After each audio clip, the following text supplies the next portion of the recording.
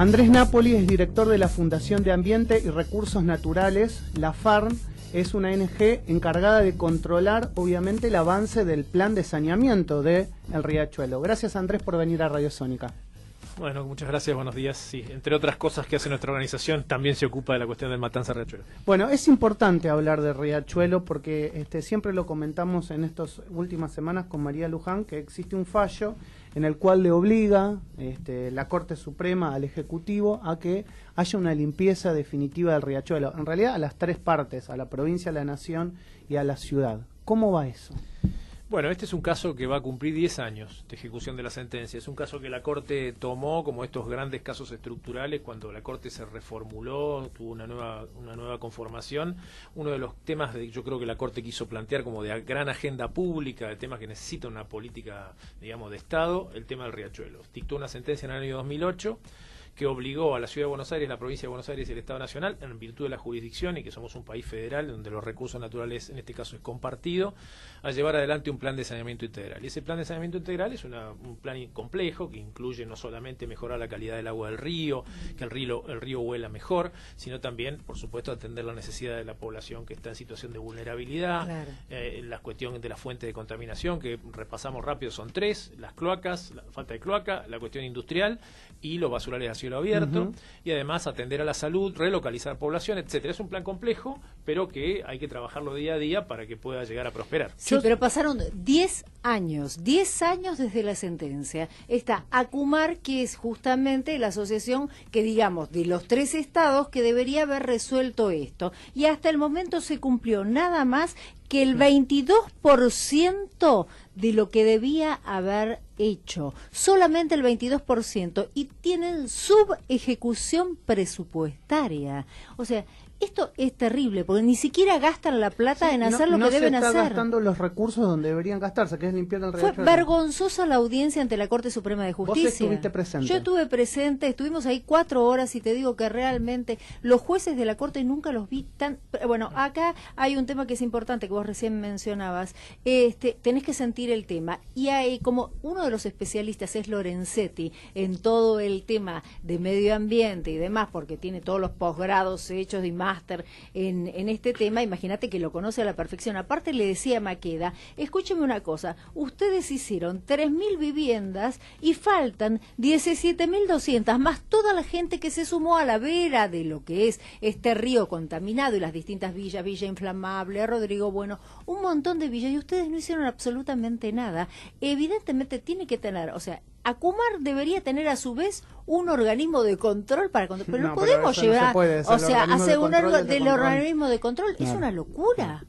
Sí, digamos, es una audiencia, no sé si fuiste a otras, yo sí, digamos, también vergonzosas, pero no tanto. He participado de varias y estamos en ese camino. Bueno, en definitiva lo que hace la audiencia es mostrar lo que en el día a día nosotros vemos y reclamamos. Como parte de organizaciones no gubernamentales, junto con el Defensor del Pueblo de la Nación, formamos parte de uno de esos organismos que tiene que seguir y controlar y monitorear el plan de saneamiento. Nosotros permanentemente hacemos estos reclamos y es evidente que lo que no hay es una voluntad política. Entonces está clarísimo. ¿Vos crees con estos años que no hay una voluntad política? Sí, me queda claramente, lo veo claro. Antes la cuestión era que el gobierno nacional se peleaba con la Ciudad de Buenos Aires. Hoy tenemos 3 estados, digamos, los 3 estados son de un mismo color político y sin embargo la cuestión no avanza. Es evidente que no hay una vocación política por esto.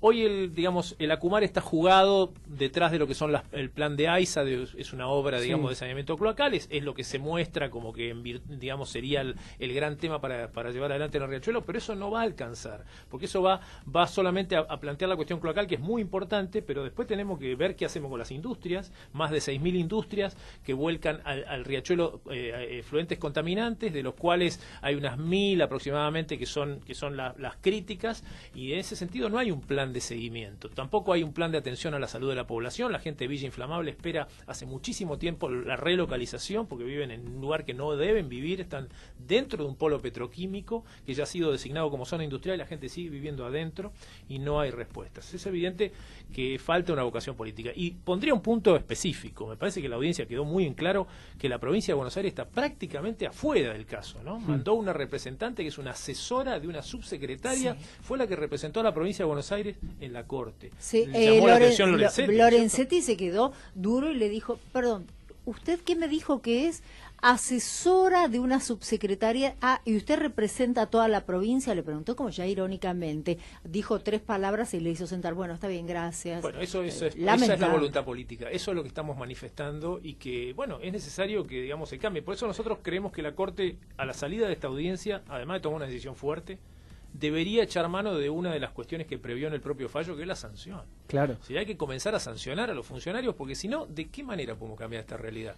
Y llamar la atención sobre esos temas y además saber que hay cuestiones que tienen prioridad absoluta, la relocalización de la población tiene prioridad absoluta, la atención a la salud tiene prioridad absoluta, eso no puede esperar 10 años, hay que operar ya. Recién comentaste la voluntad política y yo te pregunto también, ¿están los funcionarios adecuados en el lugar que tienen que estar?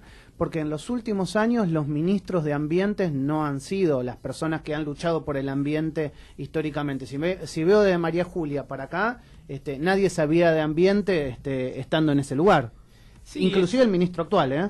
Son lo que hablábamos antes de iniciar, ¿no? Son los temas, son los premios Consuelo. Si yo quiero nombrar a alguien en economía, llamo a un economista. En energía, llamo evidentemente a un petrolero, digamos, ¿no es cierto? En infraestructura, llamo a un ingeniero. En ambiente, siempre es un premio Consuelo que va a parar al que no tiene lugar o al que hay que premiarlo por alguna forma. Es lo que pasa habitualmente, pero el tema ambiental está cada vez más creciente y no debe estar en un organismo, en un gabinete para generar problemas. Debe estar para ayudar a construir una agenda de desarrollo sostenible, en donde el desarrollo y el ambiente vayan de la mano, donde tengamos más calidad de desarrollo, donde tengamos inclusión social. Esos son los temas a los que tiene que ayudar el ministro de Ambiente, con conocimiento. Ni en el Ministerio de Ambiente, ni en ACUMAR están las personas. ¿Sentís que el gobierno está más permeable a escuchar estos temas, tal vez que el gobierno anterior, pero no se pone manos a la obra, o de alguna manera se va encaminando, aunque falta? Yo creo que hay una perspectiva diferente. El gobierno actual tiene una mirada sobre la cuestión ambiental que podríamos ponerla en 2 planos. En un plano internacional ha mejorado muchísimo su adhesión a lo que es la Convención de Cambio Climático, los compromisos climáticos internacionales. En el plano nacional también trabaja mucho en la creación de parques nacionales, también tiene una agenda para energías renovables. Ahora bien, hay otro espacio de la agenda en donde la cuestión colisiona de alguna forma, hay que poner algún límite a lo que son las inversiones, en donde ahí la cuestión aparece conflictiva, ¿no? Por ejemplo, al mismo tiempo que se crean parques nacionales, se plantea, por ejemplo, digamos, la necesidad de reducir lo que son las protecciones de glaciares. Entonces, tenemos una contradicción. Esa es la agenda en la que el gobierno trabaja. Es decir, avanza en temas ambientales allá donde cree que no hay cuestiones de conflicto, y en donde cree que hay cuestiones de conflicto lo deja de lado y queda permeable a temas que son muy sensibles. Más allá del riachuelo, ¿cuáles serían los temas que te gustaría que la audiencia conozca, en los que la Argentina todavía tiene un saldo pendiente? La extracción, por ejemplo, de recursos minerales, ¿cómo está eso en la Argentina? Bueno, Argentina es un país muy amplio. En ese sentido, los recursos naturales están distribuidos alrededor de todo el país. Y claramente hay que observar esa situación. Es decir, en lo que es la parte de la cordillera de Cuyo, la central, existe la cuestión crítica con los más grandes emprendimientos mineros que operan en zonas que son de glaciares y de periglaciares. ¿Por qué llamamos eso? No es una cuestión paisajística, el glaciar y el periglaciar.